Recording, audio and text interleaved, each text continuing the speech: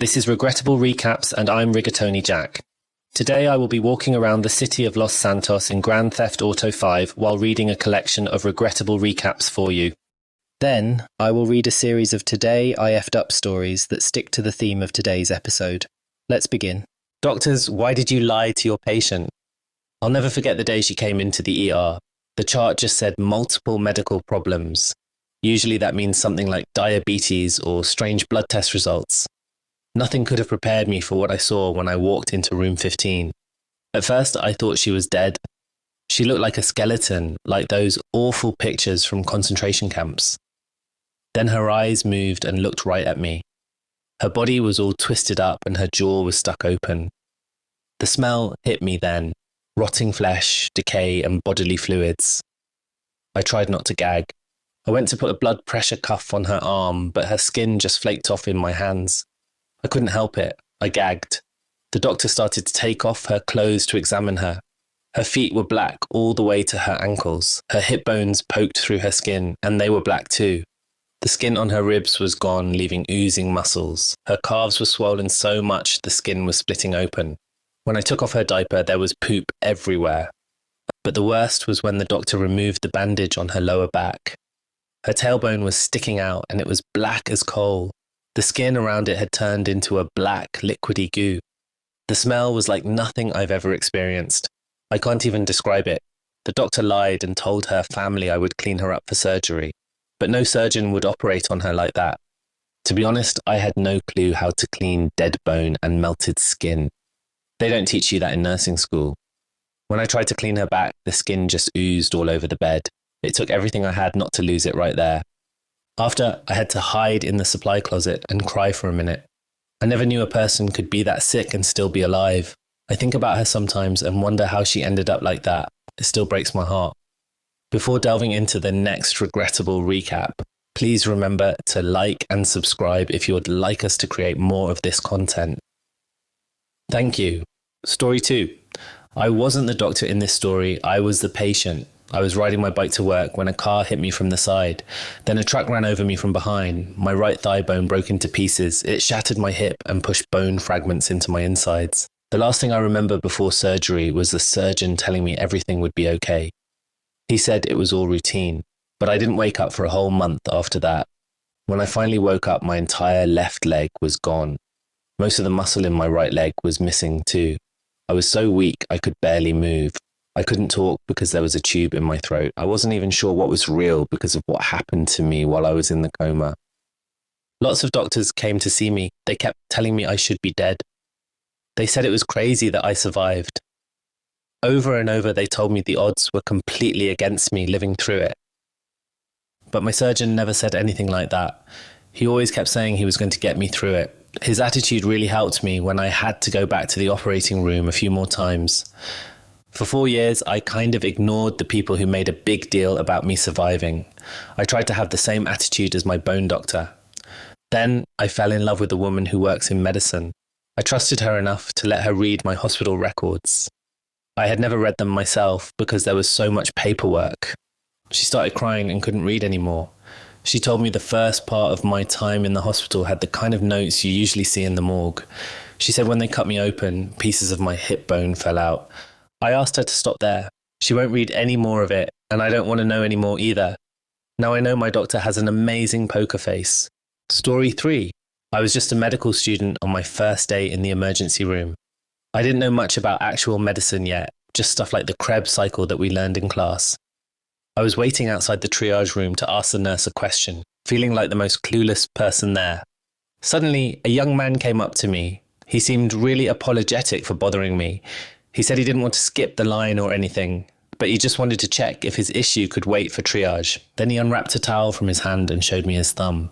I couldn't believe what I saw. He had dropped a heavy weight on it and it was totally shattered. It looked like it had been squashed flat with little splinters of bone sticking out. We both just stared at it for a moment, not saying a word. Finally, I snapped out of it. I tried to sound calm and professional. I told him, "Oh yes, no problem at all. Why don't you have a seat and I'll make sure someone comes to help you right away." Inside, I was freaking out. I had no idea what to do with an injury like that, but I kept a straight face and acted like it was just another day in the ER. Story 4.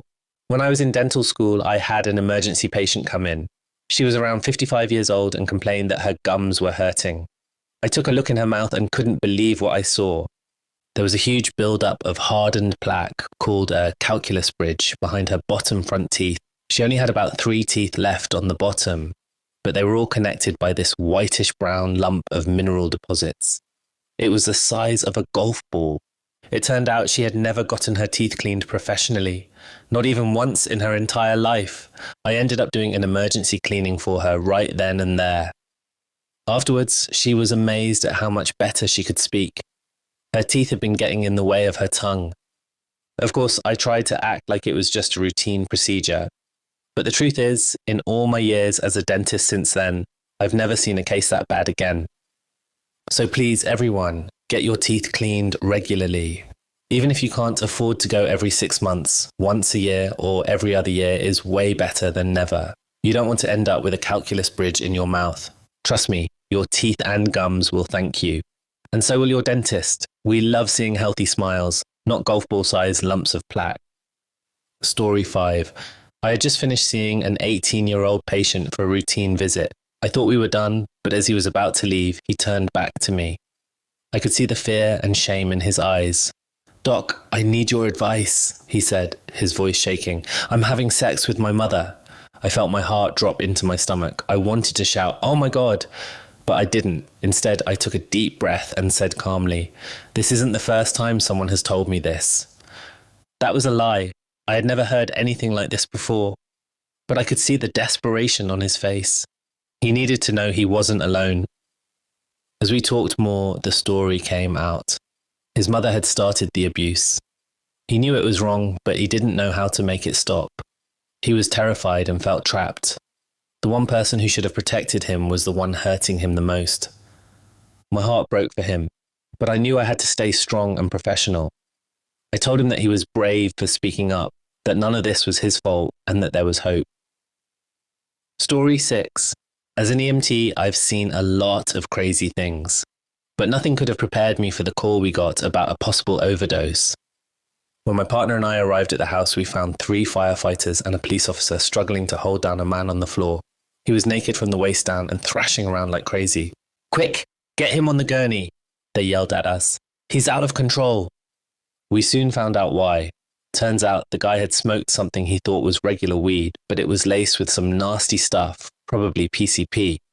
While he was high, he had tried to cut off his own privates with a knife. Thank goodness he didn't succeed, but he still did some serious damage. As we loaded him into the ambulance, I realized I actually knew the guy. I tried my best to calm him down and comfort him on the way to the hospital. I kept pressure on the wound and just talked to him, letting him know he was going to be okay. After a while, he started coming down from the drugs a bit. The look on his face broke my heart. He was so ashamed and embarrassed. I told him not to worry, that we were going to get him the help he needed. I have to admit, in all my years as an EMT, I had never seen an injury quite like that before. It wasn't easy, holding a guy's mangled, bleeding junk as we rushed to the ER. But that's the job. You never know what you're going to face when that call comes in. Story 7. When I was a kid, I worked at a horse rescue farm run by a sweet old couple. They took in elderly horses that were too old to ride and gave them a peaceful retirement, but money was always super tight. One summer, a horse that had been there for years got a cut on the soft part of his hoof called the frog. We tried really hard to keep the wound clean and dry, but it was tough. The horse kept stepping in muddy puddles and the cut got more and more infected. It was swarming with flies, totally gross. That's when the owner came up with a crazy plan. He brought out a circle cut from a tire, some heavy-duty garbage bags, and a roll of duct tape. He put one bag over the horse's infected foot, pus, dirt, flies, and all. Then he put the rubber circle under the hoof and another bag over the top. He sealed it all up with the tape. The rubber was there to stop the horse from wearing holes in the bags when he walked. The owner told us straight up, either the horse would get better or he wouldn't make it. We left that bag on his foot for 2 whole weeks, not knowing what would happen. But when we finally took it off, we couldn't believe our eyes. Inside the bag was a bunch of dead flies, cocoons, and even some wriggling maggots. But underneath all that, the horse's foot was healthy and pink, healing up nicely. I was totally amazed. We rinsed off the hoof, put on fresh bags without any flies, and let it heal for another week. And you know what? That horse got better and lived for 4 more years. I had heard about using maggots to clean wounds before, but seeing it actually work in real life was mind-blowing.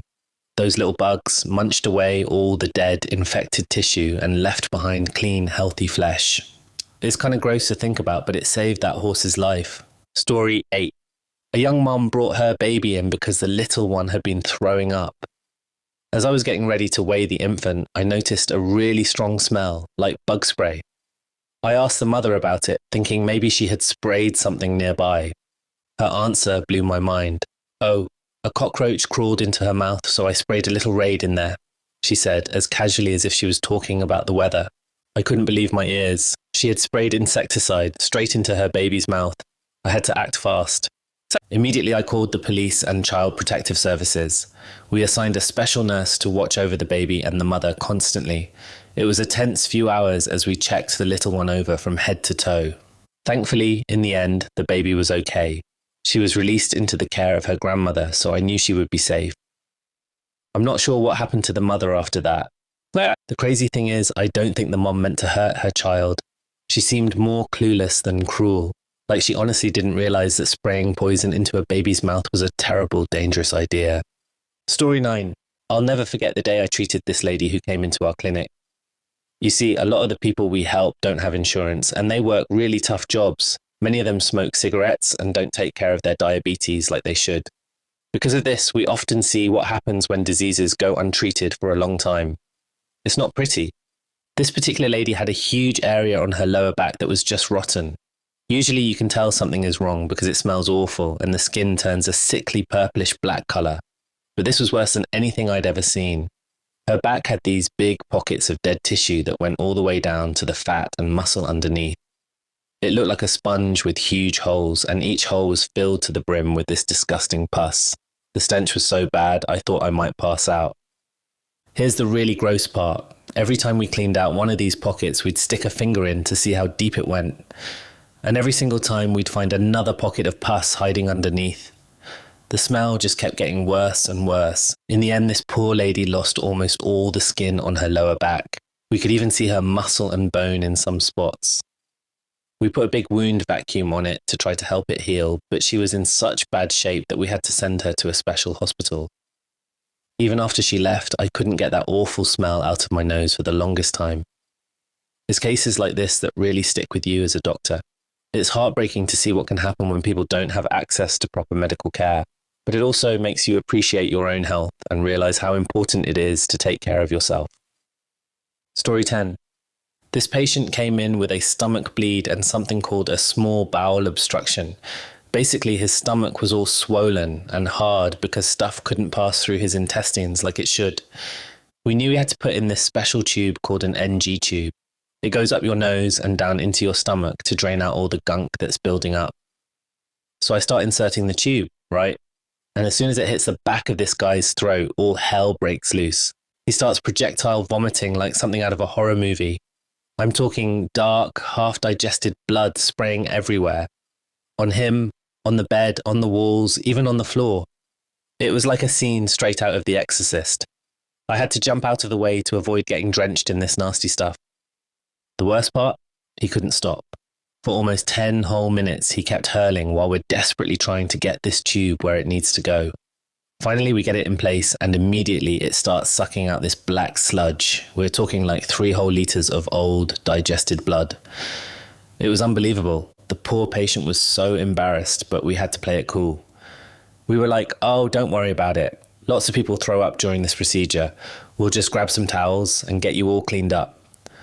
But let me tell you, as soon as my co-worker and I left that room, we just stared at each other in complete shock.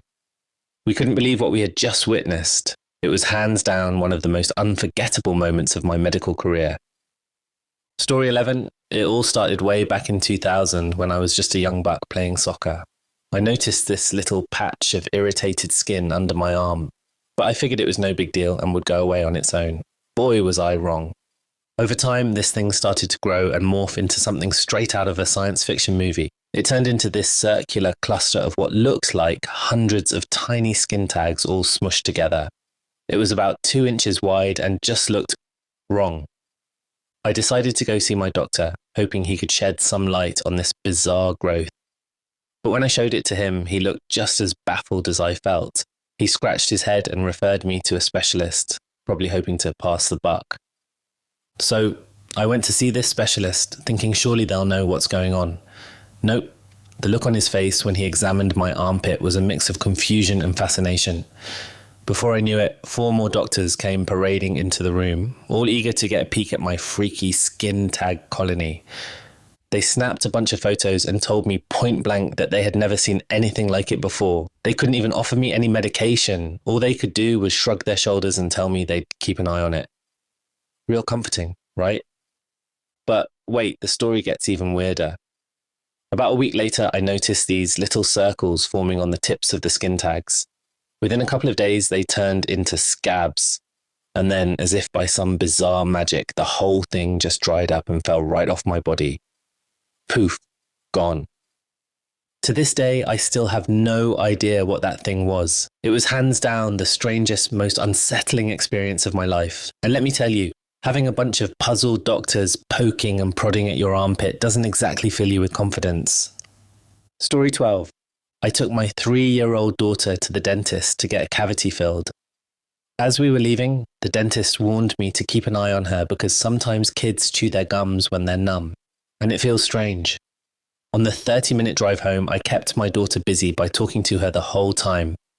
When we finally arrived, I parked the car in our driveway and went to get my daughter out of the passenger seat. To my horror, I discovered that the entire lower left side of her lip was gone. She had chewed it off all the way down to her chin. We rushed her to the emergency room where she had to undergo surgery. The surgeon reassured us that he saw this kind of thing all the time and that she would be fine. However, my daughter ended up needing multiple surgeries to repair the damage. When she had finally healed, the surgeon admitted that it was the worst injury of its kind that he had ever seen. He hadn't been sure how well she would recover, but remarkably, you can hardly tell that it ever happened now. Story 13. Nothing could have prepared me for the patient who was admitted through the ER one night. He told me he hadn't been to dialysis in 4 weeks, an insanely long time for someone with kidney failure.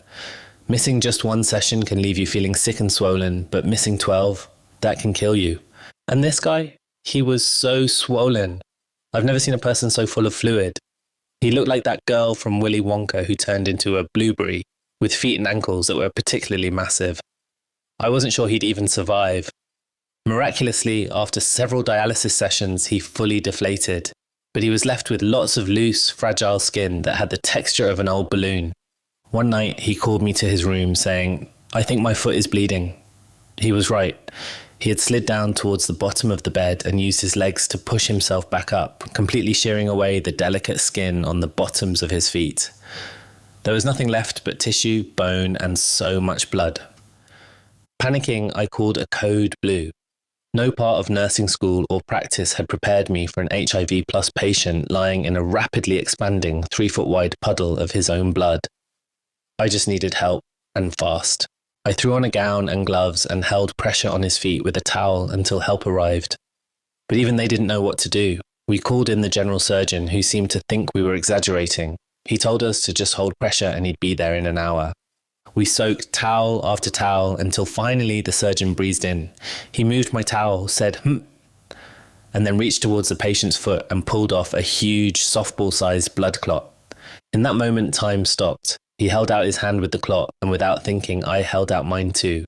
He plopped it right into my outstretched palm.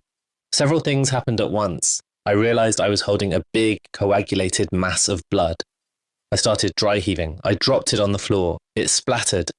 The surgeon exclaimed, "Oh, Jesus fuck," not because of my gagging or the fact that he was now splattered with the clot, but because the patient's foot was profusely bleeding again. He darted off, telling us to get the patient to the OR immediately. On the way back, we realized he had left a trail of blood down the hallways, into the elevator, and all the way to the operating theatre. When I saw the patient during my next shift, he joked, "I thought you were going to pass out when the doctor handed you that mess." I replied, "Sir, I was positive that you were about to bleed to death." Story 14. My dad had been battling a blood disease for years, and it had taken a serious toll on his body. His spleen had swollen to such an enormous size that it was making it hard for him to breathe. The doctors decided that it had to come out. The surgeon assured us that the procedure was routine and that my dad would be just fine. He made it sound like it was no big deal, just a quick snip and tuck, and Dad would be back on his feet in no time. But when they wheeled my dad out of the operating room, I could tell something was wrong. The surgeon wouldn't look us in the eye, and the nurses seemed tense. It wasn't until later that we found out just how bad things had gotten. Apparently my dad's spleen was a lot bigger than the surgeon had anticipated. It weighed a whopping 22 pounds. The surgeon was so shocked that he had a photo taken of himself cradling it like a baby, but he never told us just how dangerous the situation had been. Things took a turn for the worse the next day.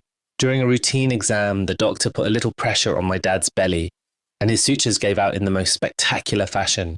A geyser of who knows what sprayed out of my dad's belly, coating the doctor, the nurse, and even the ceiling. The hospital staff rushed to save my dad's life, but it was touch and go for a while. We waited for hours, not knowing if he would pull through. The surgeon finally came out to talk to us, but he downplayed the whole thing, saying that a few popped stitches were nothing to worry about. It wasn't until weeks later, when the doctor was removing the line of staples that ran from my dad's crotch all the way up to his sternum, that he finally admitted the truth. He told us that my dad's condition had been far more serious than he had let on, and that he had almost died on the operating table. I was shocked and angry that the surgeon hadn't been honest with us from the beginning.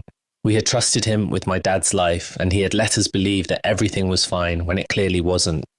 In the end, my dad survived, but it was no thanks to the surgeon's sugarcoating. Story 15. I'll never forget the day the prisoner came into our heart procedure lab. He was a tough-looking guy, but I could see the fear in his eyes. His heart was failing, and this was his last chance to get rid of the bad rhythm that was killing him. We called it ventricular tachycardia, and let me tell you, it was a nasty thing. When we got him all set up and took a look at his heart, it was pretty clear that he was in bad shape. The rhythm was all over the place, and it didn't look good. Before we got started, the prisoner grabbed my arm. His grip was strong, but I could feel him trembling. "I'm scared," he said, his voice barely above a whisper. "Is it going to be okay?" I tried to reassure him. "We have very talented physicians here, sir," I said, putting on my bravest smile. "They do this all the time." But the truth was, I was scared too. I had seen procedures like this go wrong before, and I knew that anything could happen. We started the procedure, and at first everything seemed to be going okay. But then something went wrong. The ventricular tachycardia suddenly got worse, and before we knew it, it had turned into something even more dangerous, ventricular fibrillation. It was like his heart was having a seizure. It was beating so fast and so erratically that it couldn't pump blood anymore. We rushed to resuscitate him using every tool and technique we had. And we did it. We brought him back from the brink of death. But even though his heart was beating again, he never woke up. Story 16. It was just another day in the ER when the motorcyclist came in. Some idiot had left-turned without looking and sent the poor guy flying over the hood. He must have been part acrobat because somehow he managed to somersault through the air and land sitting up on his butt. I guess you could say he was lucky in a way. He skidded across the intersection using his rear end as a brake pad. Sure, he got some serious road rash, but at least he was only a block away from the hospital. The ambulance scooped him up and brought him to us pronto. We got to work right away, cutting off his chaps and jeans to assess the damage. Let me tell you, it wasn't pretty. His thighs and butt were a mess of gravel and sand, all embedded in the skin. We were just starting to clean him up when something unexpected happened. All of a sudden, his testicles just fell right out of his scrotum. Yeah, you heard me right. His balls were just hanging there, like a couple of ripe plums dangling from a tree. Turns out he had basically sanded a hole right through his scrotum while he was sliding on his keister. The attending doctor, bless his heart, didn't even miss a beat. He grabbed the saline and started irrigating the guy's scrotum and nuts like it was just another day at the office. Then he gently fondled the testicles back into place, all while humming a little tune. I handed him some gauze to pack the wound, trying my best not to giggle. The patient was under a local anaesthetic, so he was blissfully unaware of the impromptu juggling act that had just taken place in his nether regions. As we finished up, I couldn't help but smile at the absurdity of it all. I mean, Here we were, a bunch of trained medical professionals, and we had just witnessed a grown man's gonads make a surprise appearance on the exam table. Story 17. As a nurse, you see a lot of things that most people would find hard to stomach. But there's one patient I'll never forget, the man with the never-ending bowel prep. You see, this guy needed a lower GI study to find and fix a bowel bleed. But to get the study done, you need to poop clear mucus. So, for 3 days straight, we pumped him full of heavy laxatives and gave him more enemas than I could count. But despite our best efforts, he barely pooped anything. Fast forward to 6:45 a.m., just 15 minutes before my shift was supposed to end. The patient hits the call light and calmly says, "I kind of want to try and poop." He said it so casually that I figured he was just going to toot out another gas bubble and walk back to bed. Boy, was I wrong. The moment he stood up from the bed and took one step, the floodgates burst open. 3 days' worth of the most rancid liquid stool I had ever encountered came gushing out of him like a geyser. It just wouldn't stop. He left a river of stool from the bed to the bathroom, coated the walls as he bent over to park his butt on the toilet, and continued to dump out what seemed like enough poop for 7 people. In my 9 years as a nurse, I had never seen that much come out of a single person, let alone someone who wasn't even that big. The poor guy was so embarrassed, but I did my best to keep a straight face. I grabbed half the linen closet and 3 packages of cleaning wipes and got to work sopping up the mess. I told him that this kind of thing happens all the time, even though I had never seen anything quite like it before. Thanks for listening to these regrettable recaps. Now it's time to jump into some Today I Effed Up stories, the tic-tac weight gain mystery. Today I'm going to share a story about how a simple misunderstanding led to an unexpected weight gain. Our protagonists discovered that their favourite candy wasn't as innocent as they thought. For the past year, this person had been absolutely obsessed with Fruit Adventure Tic Tacs. They loved everything about them, the flavour, the texture, even the soft crunch they made when chewed. This obsession led them to buy Tic Tacs in bulk, with each container holding 200 candies. Our Tic Tac enthusiast would munch on these candies constantly throughout the day, easily going through 1 or 2 entire containers while working or gaming. They thought this habit was harmless because the nutrition label stated that 1 Tic Tac, which was listed as a single serving, contained 0 calories. However, over the course of a year, our protagonists noticed they had gained about 40 pounds. Concerned, they visited their doctor, who ran some tests but found nothing unusual. The doctor then referred them to a weight loss specialist and a dietitian. For several months, our Tic Tac lover worked with the dietitian, keeping a detailed food log. During a recent virtual appointment, while fidgeting with an empty Tic Tac container, the dietitian noticed and asked about it. When our protagonist explained their Tic Tac habit and mentioned that they didn't include it in their food log because of the 0 calories, the dietitian had a revelation. It turns out there was a crucial piece of information our Tic Tac fan didn't know. In the United States, food companies can label a product as having 0 calories if a single serving contains 5 calories or less. In reality, each Tic Tac contains about 2 calories.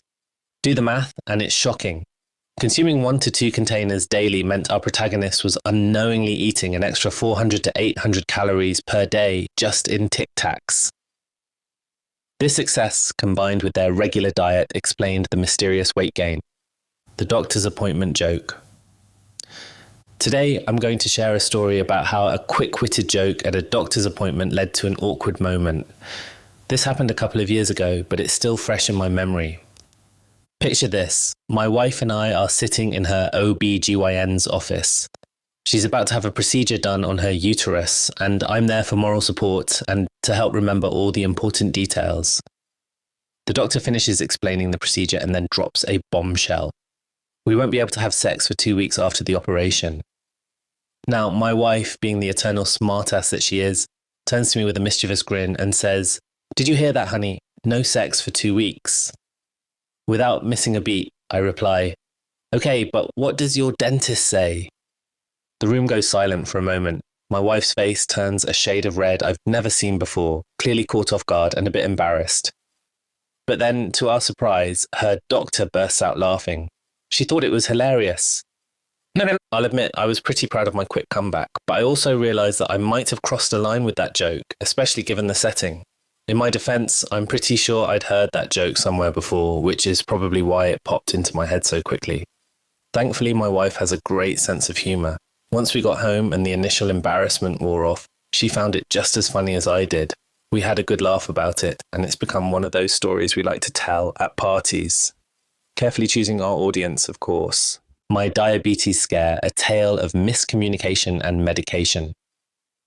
Mix up. No. Hey there, let me tell you about the day I thought I'd ruined my life by going to the doctor. Spoiler alert, I didn't, but boy, did I give myself a scare. So, a bit about me. I'm 23 and I've been struggling with my weight for a while. About 3 weeks ago, I tipped the scales at a whopping 273 pounds. Not great, I know, but I've been working on it. With the help of some new medications, I managed to drop down to 255 pounds. Pretty good, right?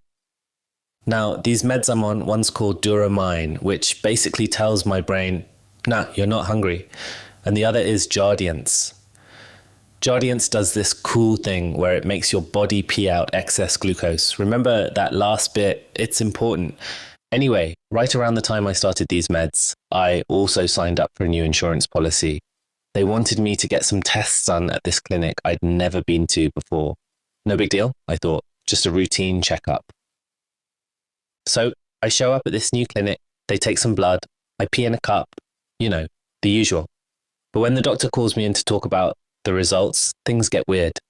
He immediately starts talking about how there's a ton of glucose in my urine. My heart just about stopped. Diabetes? At my age? I'm thinking, this is it. I've ruined my health, my career prospects, everything. The doc asked me to redo the test, but of course nothing changes. There I am, sitting in the waiting room, feeling like my world is ending. But then something clicks in my brain. Wait a minute. What was that med I'm taking? Jardiance? I whip out my phone, do a quick search, and bam! Turns out Jardiance is supposed to make you pee out glucose. It's not diabetes. It's just the medication doing its job. Feeling a mix of relief and embarrassment, I go back to explain this to the doctor. But here's where I really messed up. The doc isn't happy because apparently there was a form that specifically asked if I was taking any prescribed medications. And in my rush to get through the paperwork, I completely missed it. Cue a 5-minute lecture from the doctor about the importance of disclosing all medications. And you know what? He was right. I felt like a total idiot. An awkward doctor's visit, a tale of unexpected embarrassment. Let me tell you about the most embarrassing doctor's visit of my life. It happened about a month ago, but I still cringe every time I think about it. I'm an 18-year-old guy, and I was at the doctor's for my regular checkup. You know how it goes. The boring wait in the lobby, the crying baby, the whole routine. When I finally got called in, I thought it would be just another quick, uneventful visit. During the checkup, the doctor asked about some stomach issues I'd been having. That's when I remembered something I'd forgotten to mention earlier. I'd noticed some blood where it shouldn't be. The doctor's expression changed, and she said we'd need to do a more thorough examination. My heart sank. I knew what was coming, and I was not looking forward to it. You see, I've always had this irrational fear of certain medical procedures, especially invasive ones. The doctor sensed my nervousness and tried to reassure me, but I was already a ball of anxiety. When the time came for the examination, I was so tense you could have bounced a quarter off me. The doctor was professional and gentle, but my body had other ideas. Have you ever been so nervous that your muscles just lock up? Well, that's exactly what happened to me, but in the most inconvenient place possible. Long story short, there was a moment of panic on both sides. The doctor couldn't complete the exam because I was too tense, and I couldn't relax because I was panicking about being tense. It was a vicious cycle of awkwardness. After what felt like an eternity, but was probably only a few seconds, I managed to relax enough for the doctor to finish the exam. We both breathed a sigh of relief when it was over. The doctor, bless her heart, tried to act like this was a totally normal occurrence, but I could see the mix of concern and amusement in her eyes. We wrapped up the appointment as quickly as possible, and I practically ran out of there. An embarrassing doctor's visit, a tale of unexpected reactions. Let me tell you about a doctor's appointment that left me red-faced and wishing the ground would swallow me whole. It happened just last week, and I'm still cringing at the memory. I had to see my family doctor about a minor health issue. Nothing serious, just one of those things that needs a professional opinion, you know. Anyway, I get to the clinic, go through the usual routine with the nurse, and then she drops a bombshell. My regular doctor isn't in today. Instead, I'll be seen by a physician's assistant. No big deal, right? Wrong. In walks the PA, and she's young, probably in her 20s, and, well, let's just say she could have been a model if she hadn't chosen medicine. I'm instantly nervous, but I try to play it cool. She asks me about my issue, and we chat for a bit about school and other stuff. She's friendly and professional, putting me at ease. Then comes a moment of truth, the examination. Now, I don't know if you've ever tried to remain calm and collected while an attractive medical professional is examining you, but let me tell you, it's not easy. And, well, my body decided to betray me in the most embarrassing way possible. You can probably guess what happened next. I was mortified. I wanted to disappear, to turn back time, to be anywhere but in that examination room. But the PA, bless her heart, didn't even bat an eye. She just carried on with the exam like nothing was out of the ordinary. When it was all over and I was getting ready to bolt out of there and never show my face at that clinic again, she must have noticed how embarrassed I was. She told me in the most matter-of-fact tone that it was a perfectly normal physiological reaction and nothing to be embarrassed about. Easy for her to say, right? But you know what? Her calm, professional attitude actually did make me feel a bit better. She prescribed me some medication for my original issue, and I left the clinic, still embarrassed, but also weirdly grateful for her understanding. The day I realized I was oblivious to flirting. You know those moments when you suddenly remember something embarrassing from your past and just want to curl up and disappear? Well, I had one of those recently, and boy, was it a doozy. Let me take you back about 3 years to when I was the most oblivious 17-year-old you could imagine. Picture this. I'm at a camping event and I meet this girl. We hit it off, or so I thought. Now, you need to understand a few things about me at that time. I was raised in a pretty religious family with strict rules about dating. No relationships until 18 and absolutely no hanky-panky before marriage. Got it? Good. Keep that in mind as I tell you how spectacularly clueless I was. So, this girl and I are chatting, having a great time. As the trip ends, she asks for my Instagram. Sorry, don't have one, I say. Snapchat? Nope, don't have that either. Finally, she asks what I do use, and I tell her Facebook. She goes out of her way to add me on the platform she hasn't used in years. And all I think is, great, she'll see how awesome Messenger is. Fast forward a couple of weeks. We've been talking nonstop, and she keeps mentioning all these amazing spots in the city that would be perfect for dates. My response? Wow, looks great. Let me know how it is if you ever go there. I know. I can hear you facepalming from here. But wait, it gets better. One day, she sends me a picture of her thigh, pointing out a mole she's noticed. Instead of picking up on the obvious hint, I go full WebMD on her. Google says it could be a mole or cancer. I tell her, dead serious. She laughs, probably thinking I'm joking. I wasn't, and asks if I'm free for a video call. Now brace yourselves. I answer the call, and there she is, wrapped in nothing but a towel, camera zoomed in on her cleavage. She says, I noticed a mole right here too, and points the camera just above her nipple, nearly dropping the towel. And what do I say?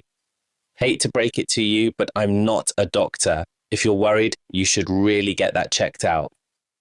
The call ended abruptly, and she stopped messaging me after that. A week later, she blocked me. I was confused, thinking, if she hates being my friend that much, she could have just said so. It wasn't until 3 years later, while I was watching Netflix, that the realization hit me like a truck carrying years of my own obliviousness. All those hints, all those opportunities, and I missed every single one of them. The day I learned to listen to my body, a tale of stubborn pride and a ruptured appendix. Hey folks, gather round. I've got a story that might just save your life one day. It's about how I, a self-proclaimed tough guy, almost died because I was too stubborn to see a doctor about a little stomachache. Buckle up, because this is a wild ride. It all started on a Thursday, just a couple of weeks ago. I woke up with this sharp pain in my stomach. Now, being the macho man I am, I thought, probably just something I ate. So I ignored it. Big mistake. Huge. Friday rolls around and the pain's still there. But hey, it's not bad enough to skip work, right? I mean, I've got a high pain tolerance. It's annoying, sure, but I can handle it. I keep telling myself, if it's not better by Monday, I'll see a doctor. Spoiler alert, I should not have waited that long. The pain got worse. I couldn't sleep. But still, I was hesitant to go to the hospital. I mean, who wants to waste their weekend sitting in a waiting room just to be told it's a stomach ache? Luckily, I have a smart friend who urged me to go. So, I did. And because I'm a stubborn idiot, I walked the 2 miles to the hospital. Yes, you heard that right. I walked, with what turned out to be a ruptured appendix. When I finally saw the doctor, it didn't take long for them to figure out what was wrong. Appendicitis. But here's the kicker, because I'd waited so long, my appendix had already ruptured. What could have been a standard appendectomy turned into a full-blown peritonitis. That's when the lining of your abdomen gets infected. For those of you playing at home, it's bad news, folks. They rushed me into surgery. When I woke up, even with the strongest painkillers they had, I was in agony. I didn't know it was possible to feel that much pain. It felt like someone had shoved a red-hot poker into my gut and was twisting it around for fun. Turns out the infection had spread further than they thought, and I had a 3-inch pocket of infected fluid, causing extra trouble. So, back to the operating room I went. When I finally woke up for good, the doctors told me how close a call it had been. If I'd stuck to my brilliant plan of waiting until Monday, well, I might not be here to tell you this story. It's been 2 weeks since then, and let me tell you, I feel like I've aged about 50 years.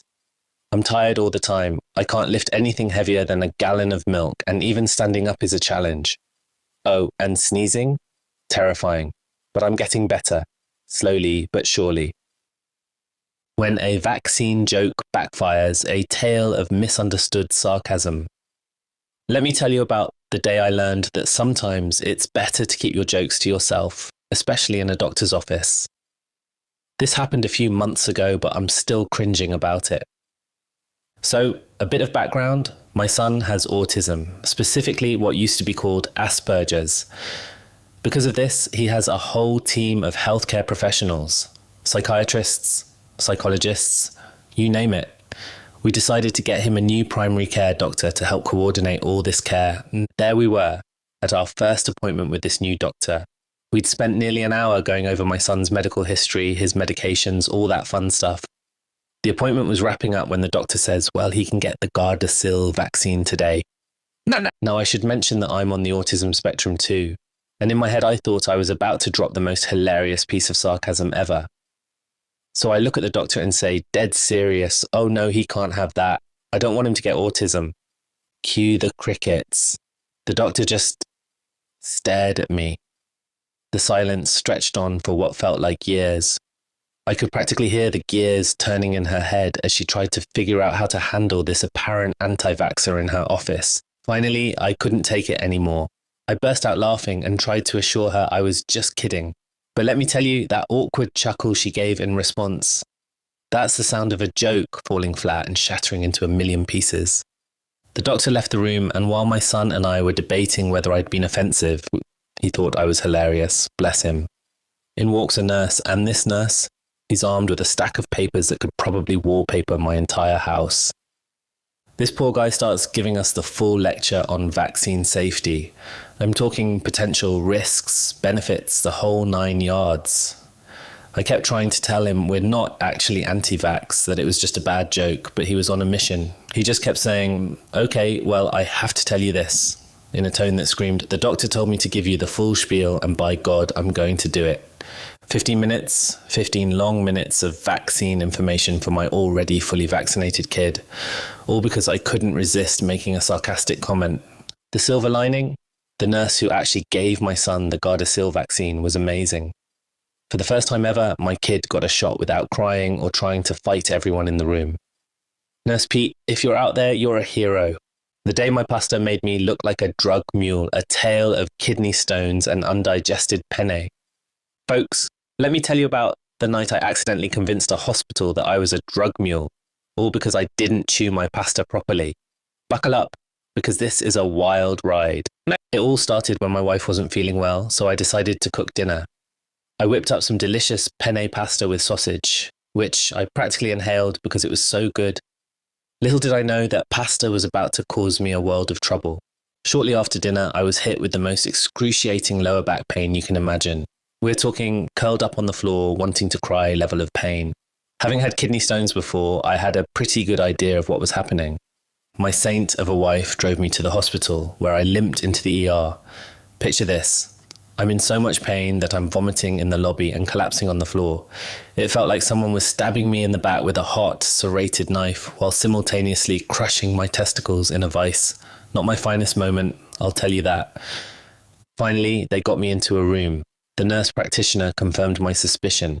It was indeed a kidney stone, about 4.5-5 mm comma stuck in my ureter.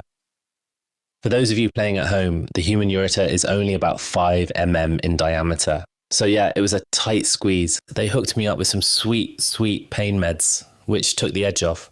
After about 20 minutes, the pain suddenly disappeared. We figured the stone had finally made its way to my bladder. Crisis averted, right? Well, not quite. The nurse practitioner came back with a very concerned look on her face. There are some concerning things on your CT scan, she said. I'm just going to come right out and ask, do you do drugs? Confused, I told her no. She asked when I'd last eaten, and I mentioned the pasta I'd had just before coming in. She looked at me like I'd grown a second head. Here's where it gets good. Turns out the radiologist who read my CT scan was convinced I was a drug mule. Apparently, if you don't chew your penne pasta all the way, guilty as charged, the shapes and gas patterns in your digestive system look eerily similar to bags of drugs. I couldn't help myself. I told the nurse practitioner that I wasn't a drug mule, but rather a penne mule. She lost it. I could hear her and the other nurses cracking up outside my room. When she came back, she told me she had to explain to the radiologist that it was pasta, not drugs. Apparently, he found it hilarious too. In the end, I got to go home stone-free and with a great story to tell. The nurse practitioner even joked about putting, "Make sure you chew your food thoroughly" on my discharge instructions. The mystery of the angry medical staff, a tale of anesthesia amnesia. Let me tell you about the time I apparently turned into the hospital's most unwanted guest, all while being completely unconscious. Buckle up, folks, because this is a story of mystery, intrigue, and the dangers of anesthesia-induced amnesia. Picture this. It's a couple of years ago, and I'm at the hospital for a colonoscopy and endoscopy. You know, just your average day of having cameras shoved into both ends of your body. Exciting stuff, right? Now, when I first arrived, the nurses and doctors were practically falling over themselves to be nice to me. I mean, they were so sweet. I was half expecting them to break into song and dance. They even wrapped my arms in hot towels to coax my shy veins out of hiding for the IV. It was like a spa day, but with more medical equipment. Finally, it's showtime.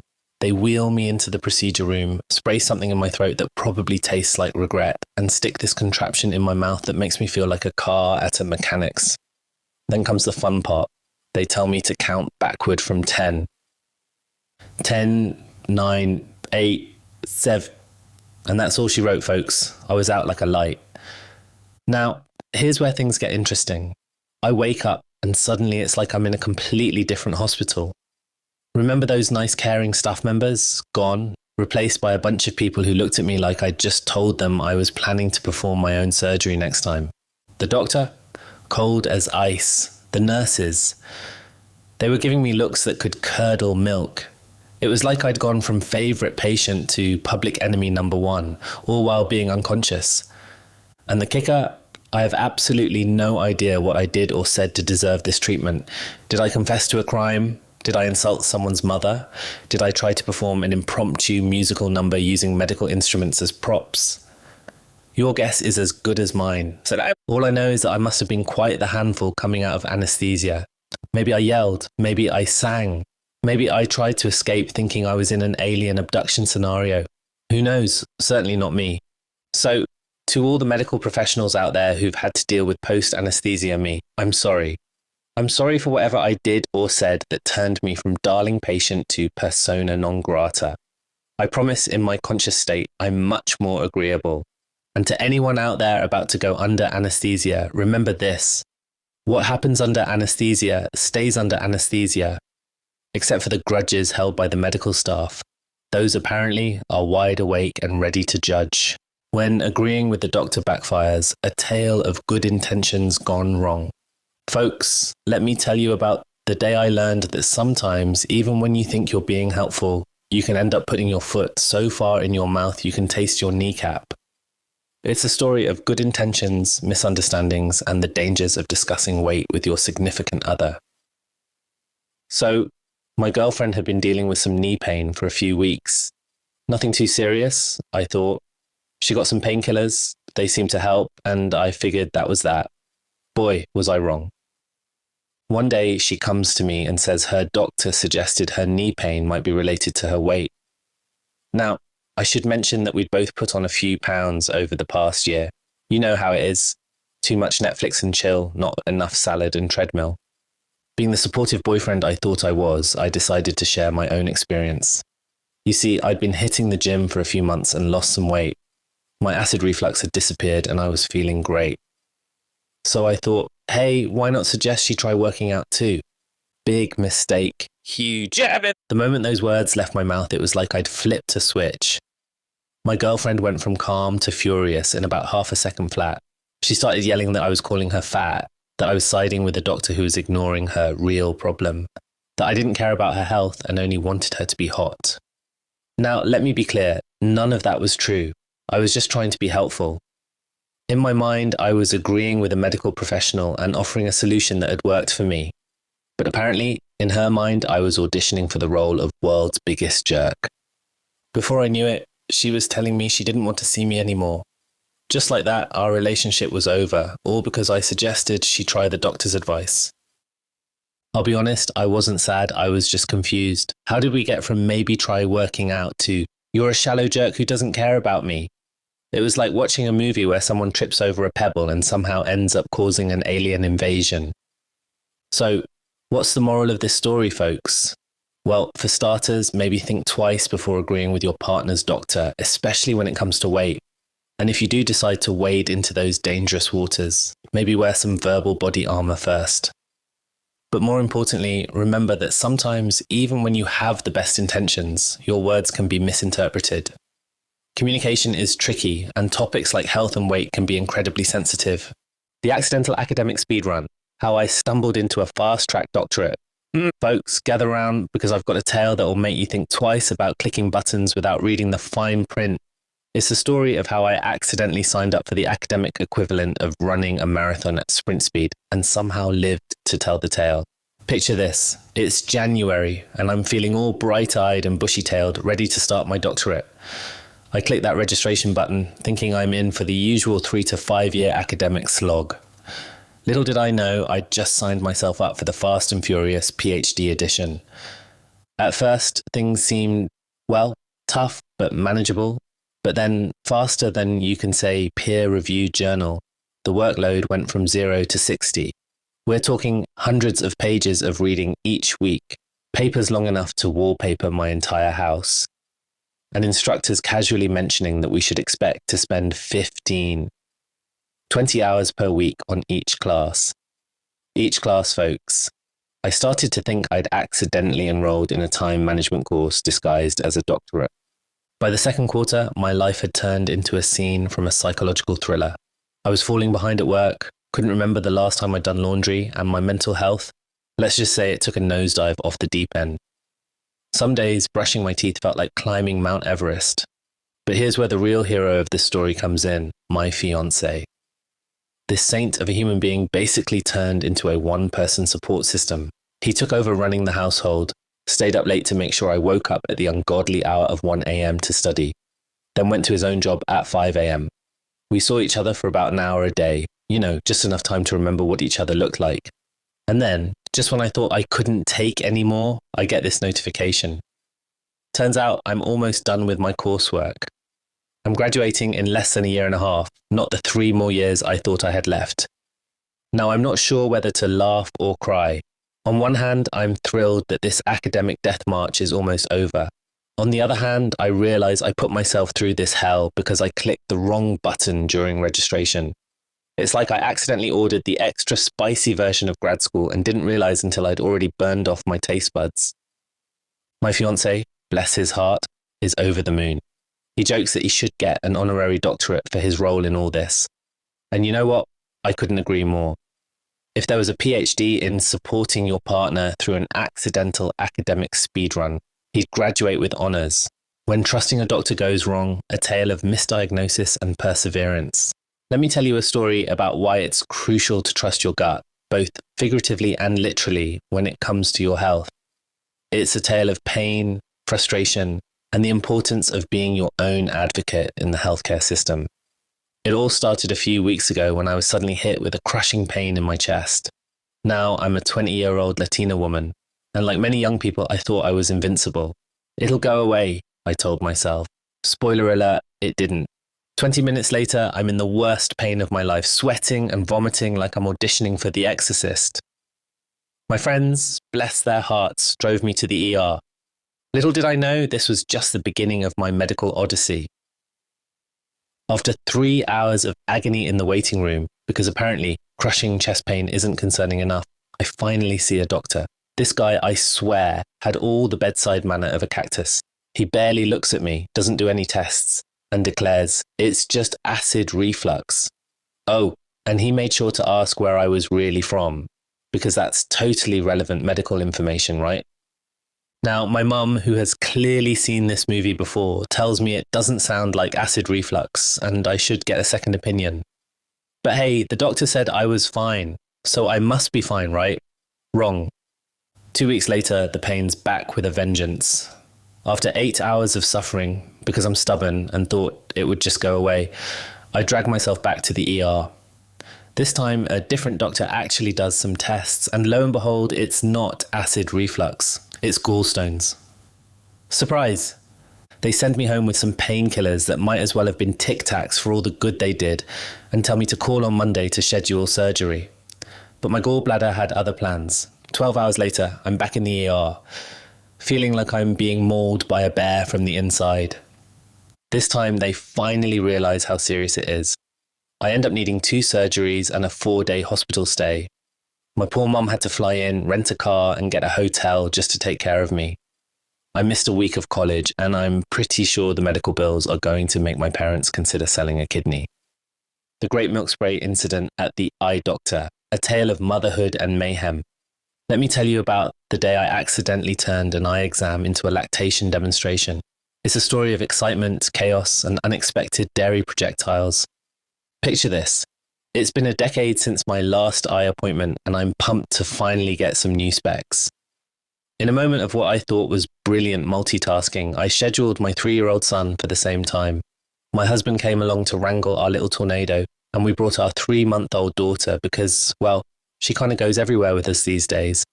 Now, if you've ever tried to get a toddler to sit still for an eye exam, you know it's like trying to nail Jell-O to a wall. Our son was bouncing off the walls, turning a simple appointment into a 3-ring circus. By the time we got to picking out frames, our little girl was wailing like a tiny fire engine, clearly ready for her lunch. Being the multitasking maven I am, I figured I could kill 2 birds with 1 stone. Feed the baby while picking out frames. Genius, right? I didn't want to waste time running to the car for my nursing cover, so I improvised with my loose shirt. A little lift here, a little drape there, and voila! Discreet breastfeeding achieved, or so I thought. Everything was going smoothly. I was sitting at the optometric technician's desk, baby happily nursing, signing the receipt for my new glasses. I leaned forward to hand over the pen, and that's when it happened. My daughter, apparently done with her meal, decided to lean back and stretch. Now let me tell you something about breastfeeding that they don't put in the parenting books. When the baby lets go, the milk doesn't always get the memo to stop. My breast, full and primed for feeding, suddenly found itself without a target. But did it stop? Oh no, instead it decided to audition for a role in a water fountain display. 3 jets of milk, yes, 3, shot out like I was some kind of dairy-based superhero. And where did this milk land? All over the technician's desk, and the technician herself. There was a moment of stunned silence. The technician blinked in surprise, probably wondering if she needed to get her eyes checked too. I sat there, mortified, my shirt still hiked up, breast still at full salute. I scrambled to cover up, grabbed my shirt and started wiping down her desk, all while apologizing profusely. I'm so sorry. I didn't mean to. I didn't know it would. Oh God, I'm so, so sorry. The technician, bless her heart, was a trooper. She laughed it off, but I'm pretty sure she'll be telling this story at dinner parties for years to come.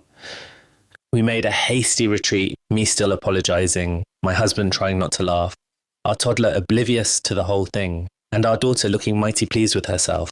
The day I accidentally stripped for my doctor, a tale of miscommunication and mortification.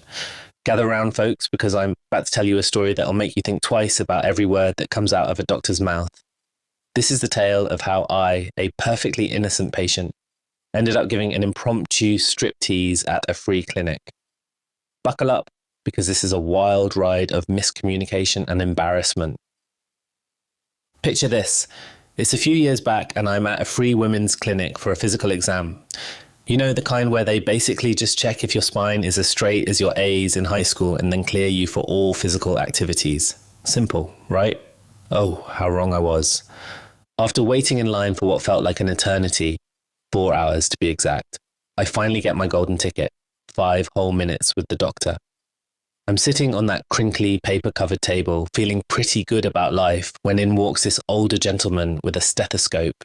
Now, this doctor, bless his heart, he's not one for small talk. He looks at me and says, "Please, show me your form." Now, in my head, I'm thinking, oh, he wants to check my posture. So, I sit up as straight as a board, channeling my inner ballerina. The doctor looks at me like I've grown a second head and repeats, "Miss, I need to see your form." Thinking maybe he needs a better angle, I sit up even straighter. I'm talking military posture here, folks. But he just keeps staring at me with this bewildered expression. Starting to feel a bit frustrated, and let's be honest, a little self-conscious, I ask, "How do you want to see my form? Sitting down? Standing?"